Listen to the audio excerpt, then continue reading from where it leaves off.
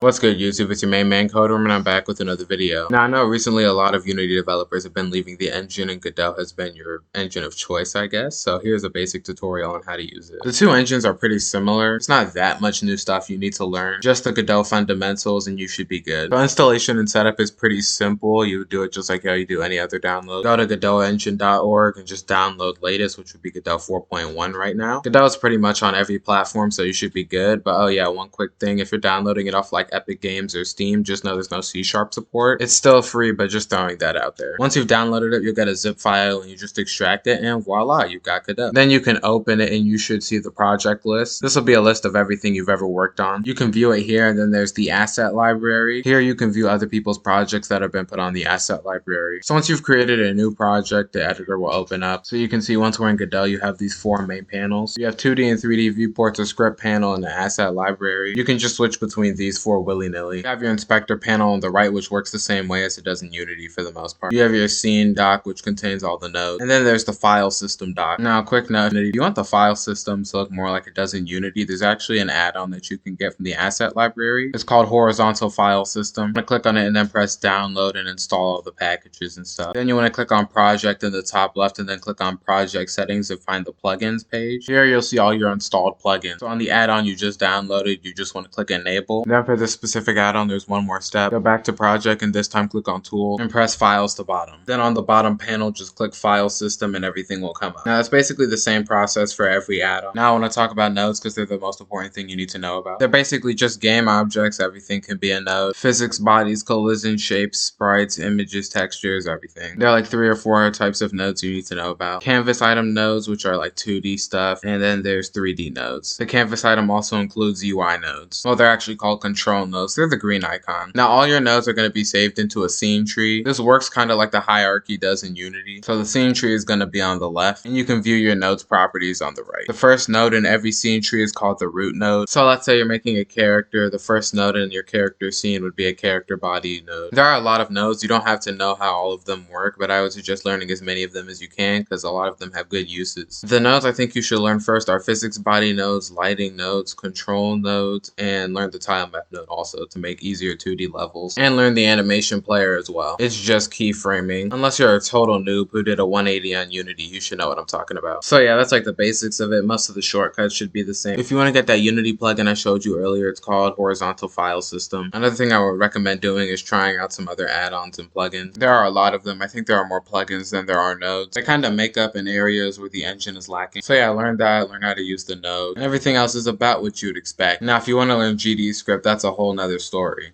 for another video. But yeah, this is Godot for Unity developers in like, what, 3 minutes, 4 minutes. Make sure you like and subscribe. Have a great rest of your day, and I'm out of here.